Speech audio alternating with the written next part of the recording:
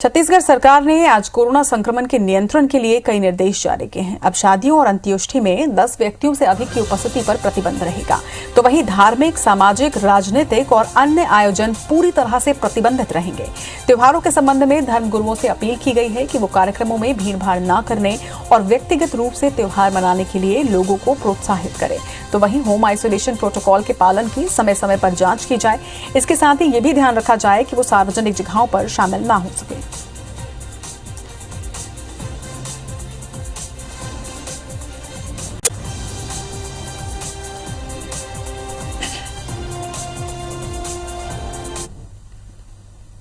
चलिए इन खबरों पर ज्यादा जानकारी के साथ हमारे सहयोगी विनय वर्मा इस वक्त हमारे साथ जुड़ गए हैं।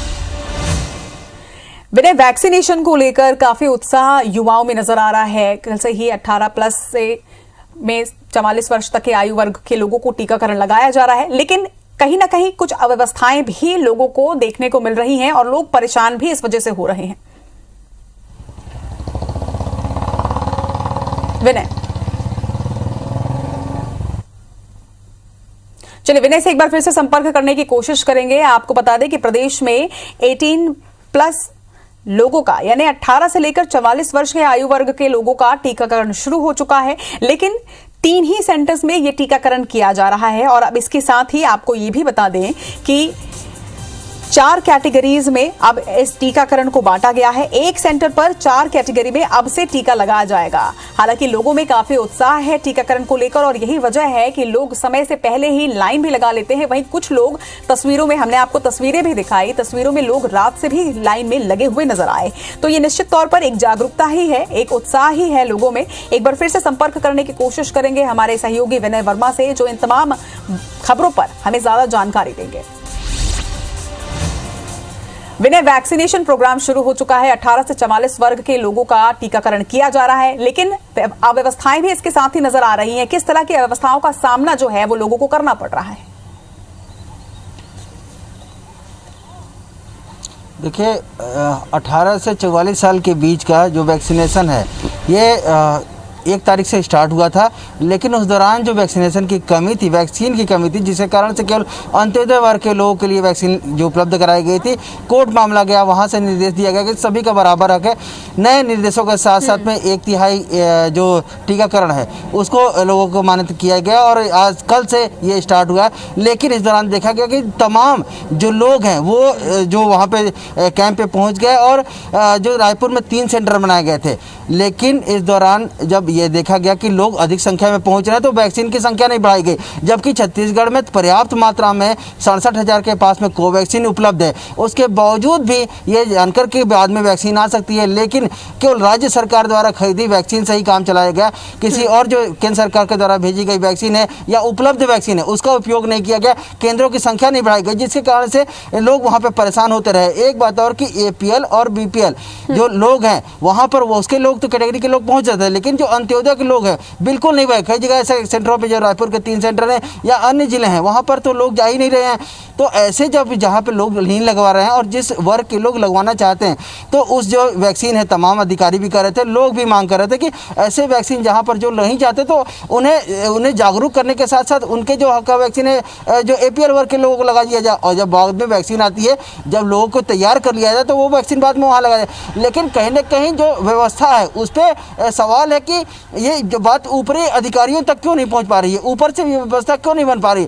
ये जो व्यवहारिक व्यवस्था है इसे तत्काल रूप से उसे सॉल्व कर देना चाहिए, जबकि मीडिया के माध्यम से और अधिकारियों की जो निचले स्तर के, जो जमीनी स्तर के अधिकारी हैं, उनके माध्यम से आला अधिकारियों तक ये बात पहुंच रही थी, उसके बावजूद भी व्यवस्था नहीं कर पाते।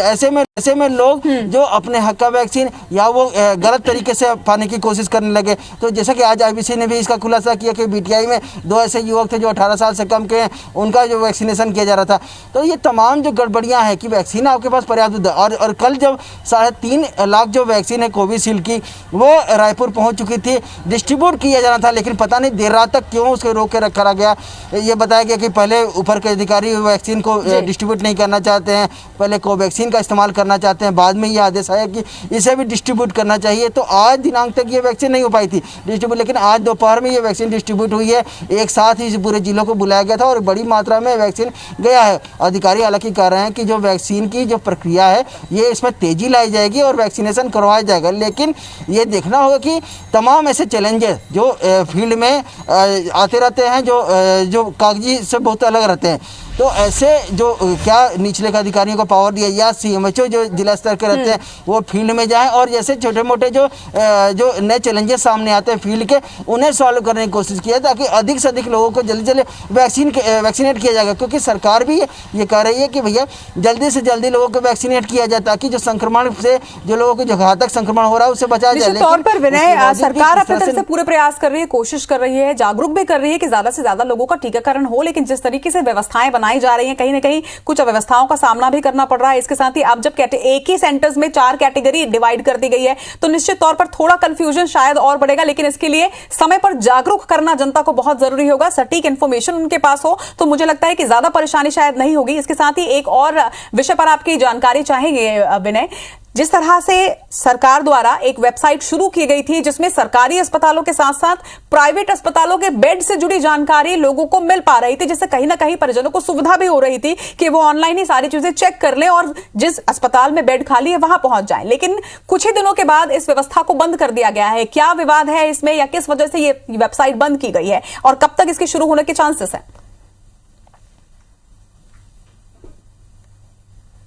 ये जो वेबसाइट है वो 28 जो अप्रैल है ये उस दिन से स्टार्ट हुई थी और मुख्यमंत्री ने खुद ट्वीट करके लोगों को जानकारी दी थी कि CG कोविड जन सहायता .com नाम से वेबसाइट है और इसमें जो सरकारी के अलावा जो शहर के और पूरे प्रदेश के जो निजी अस्पताल हैं वहाँ पर सामान्य बिस्तर, ऑक्सीजन बेड, HDU और ICU बेड की जो संख्या है वो उसमें दिखेगी। न केवल इसके लिए इसके अलावा जो सरकारी वेबसाइट है वो भी उसमें लिंक हो जाएगी। एक ऐप के माध्यम से लोग एक क्लिक में देख सकेंगे। इसके साथ साथ में अस्पताल की जो लोकेशन है वो भी वहाँ पे दिख जाएगी। लेकिन ये वेबसाइट केवल 4 दिन चल पाई और उसके बाद इसे बंद कर दिया गया, कोई अपडेशन नहीं है। एक बड़ी टेक्निकल टीम लगी थी क्योंकि जो प्रभारी प्रमुख सचिव हैं डॉक्टर आलोक शुक्ला स्वास्थ्य के, उनके निर्देशन में लोग लगे हुए थे। IMA था, प्राइवेट हॉस्पिटल बोर्ड था, इसके साथ साथ में जो टेक्निकल सामाजिक कार्यकर्ता थे उनके टेक्निकल सदस्य थे, ये वहाँ पर शामिल थे और ये हॉस्पिटल जाकर के वहाँ पर उनको लिंकअप कराना सिखा रहे थे और पूरे हॉस्पिटल को जोड़ दिया गया था। ये रायपुर के बात थी,